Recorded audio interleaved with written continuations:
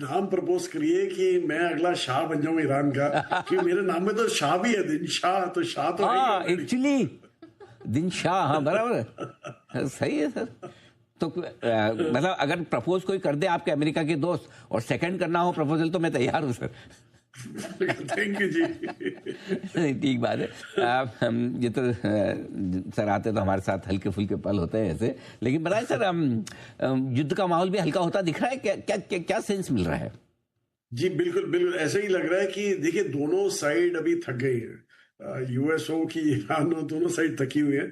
और ईरान के लिए तो पैरामाउंट है कि वो बंद कर दे युद्ध की, इसीलिए एक दूसरे को धमकी वगैरह हो रही है, पर गोलियां कुछ पास ऑन नहीं हो रही है। लेकिन यही लग रहा है हमें कि एक सेटलमेंट आएगा, जो कॉम्प्रोमाइज सेटलमेंट होगा। एंड अल्टीमेटली ये युद्ध शायद विराम ही होने वाला है, शुरुआत वापस ना हो वही अच्छा है। क्योंकि अगर जो शुरुआत होती है वापस, तो फिर तो क्रूड आप $150 देखेंगे, क्योंकि आप देख भी रहे हैं कि थोड़ी भी खराब खबर आती है तो क्रूड 100 के ऊपर चला ही जाता है, और जैसी अच्छी खबर आती है 90 के आसपास पहुंच जाता है। तो इसलिए हमें लग रहा है कि शायद ये सलट जाए, और कोई कॉम्प्रोमाइज सिचुएशन हो जाए, क्योंकि इंडेफिनेटली अभी तो ट्रूस डिक्लेयर किया है, 2 ब्लॉकेड अभी भी चालू है।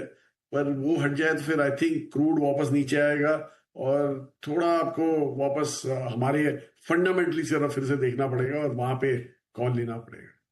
ठीक बात है, परफेक्ट ये है आपके लिए युद्ध को लेकर आए। लेकिन कच्चा तेल जो वापस ऊपर की तरफ बढ़ने की कोशिश कर रहा है, $104 के आसपास है, क्या लेवल आ जाए कच्चे तेल का तो थोड़ी राहत मिले, कंफर्ट हो जाए, ये लगे कि अब हम खतरे से बाहर निकल चुके हैं? क्योंकि वापस से डरा रहा है सर।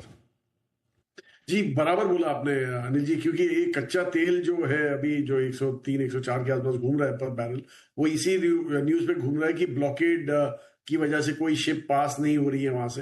तो आई थिंक इसके लिए थोड़ा फर्म अप हो गया, इसीलिए हमारा बाजार भी थोड़ा वीक हो गया। लेकिन एक्चुअली आप देखें तो सपोज कल को ये ब्लॉकेड खत्म हो जाता है, चालू हो जाता है वापस क्रूड का सप्लाई, मुझे लगता नहीं क्रूड प्राइस आपको 85 के आसपास से कम नीचे दिखे।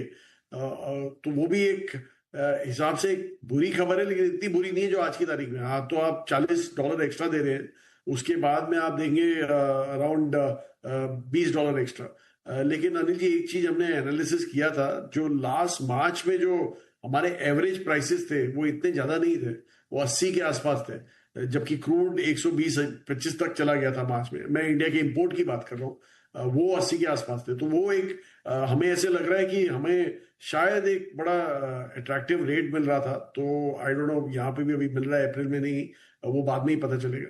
लेकिन ऐसा लग रहा है कि अगर जो $20 भी आप एक्स्ट्रा देते हैं, तो पूरे साल के लिए आप $36 बिलियन एक्स्ट्रा की बात कर रहे हैं जो पे आउट होने वाला है बिकॉज ऑफ क्रूड। आरबीआई का सरप्लस ही कोई 36 बिलियन डॉलर, मतलब अराउंड 3,30,000 करोड़ के आसपास हो जाता है। आरबीआई का सरप्लस 3 लाख के आसपास होने वाला है, जो कि अच्छे कामों के लिए यूज कर सकता है, लेकिन ये अभी इसमें जा सकता है। इसलिए हमें लग रहा नहीं इतना स्ट्रेच हो सकता है इंडिया में, अगर जो $20 भी एक्स्ट्रा देने पड़े तो। पर यहां से अगर जो और फर्म होता है तो ऑब्वियसली पेन है, और जितना लंबा चलेगा उतना ज्यादा पेन है। बिल्कुल, तो ये कच्चा तेल है जो थोड़ा घट जाए, और अगर $90 के नीचे 85 के आसपास आ जाए तो थोड़ी राहत की सांस ले।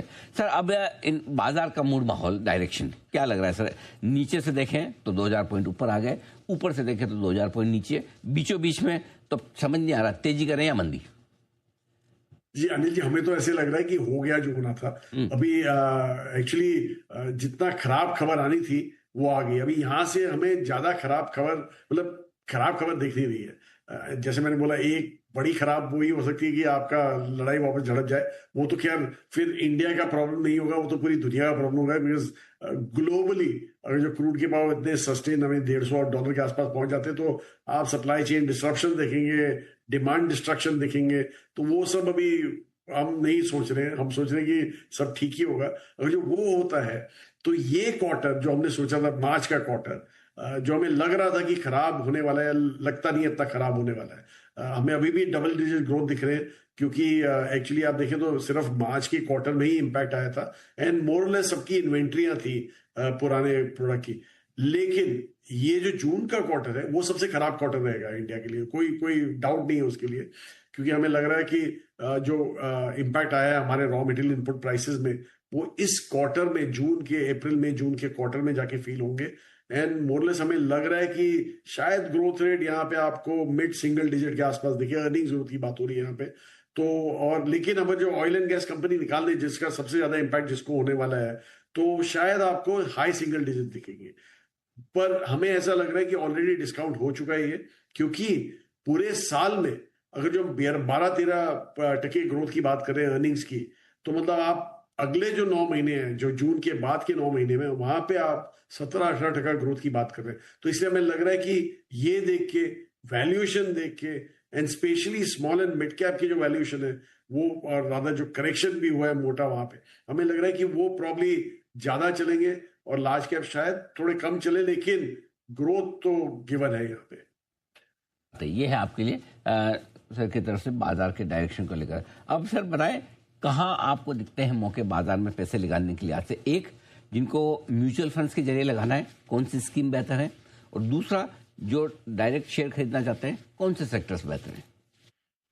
तो पहले तो अगर जो मैं म्यूचुअल फंड की बात करूं, तो हमें तो यही लग रहा है। In fact I was on the road last 2 हफ्ते से, मैं यही समझा रहा था कि अगर जो आप पास्ट हिस्ट्री भी देखें, हमने तो 22 साल का ट्रैकिंग किया हुआ है दोनों मिड कैप और स्मॉल कैप का।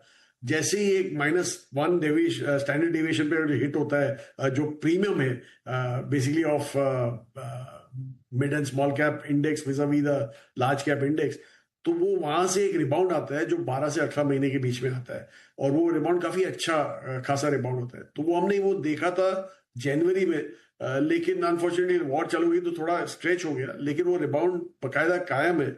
और दूसरा, जो जैसे मैं समझा रहा था कि सबसे ज्यादा करेक्शन स्मॉल कैप और मिड कैप में हुआ है, तो हमें तो लग रहा है कि रिबाउंड भी इन्हीं 2 सेगमेंट से ज्यादा होगा।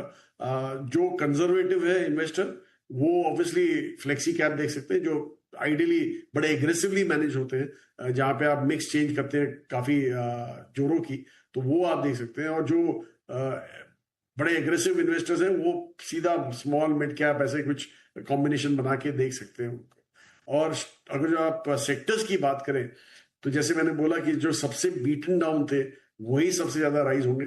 बैंक्स उनमें से एक था, जो काफी हद तक मार पड़ी थी उनको मार्च में। वो लगा क्योंकि एफआई सेलिंग भी इतनी मोटी थी, तो वो शायद वहीं पे बेचते थे जहां पे उनका माल बिक रहा था, तो वहां पे रिबाउंड आपको ज्यादा दिखेगा। और ऑब्वियसली हमारे न्यू एज कंपनीज जो बेकार में जिनको मारा था, वो सारी ऊपर आने वाली है, वो हमें ऐसे लग रहा है। तो इसलिए हम तो वही देखेंगे जहां पे ज्यादा मार पड़ी है, बट वेरी सिलेक्टिवली, मतलब जहां पे फंडामेंटल सपोर्ट है, और वही आपको देखनी पड़ेगी। फंड्स हैं बेहतर, और साथ ही सेक्टर्स के लिहाज से आपको बताया भी कि जिन स्टॉक्स में युद्ध की वजह से ज्यादा